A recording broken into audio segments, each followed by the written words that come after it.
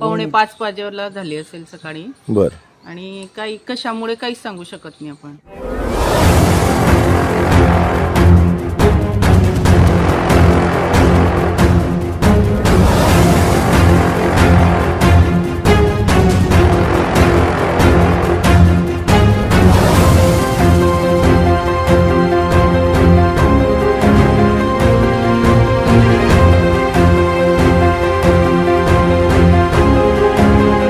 कशामुळे हे झाड फुटले, काय कारण, किती वाजता घडली घटना? ही साधारण 5:45 वाजेला झाली असेल सकाळी. बर. आणि काही कशामुळे काहीच सांगू शकत नाही आपण. अच्छा, काय मग काय नुकसान झालेलं आहे? गाडीचं हे गाडीवर पडली. अच्छा.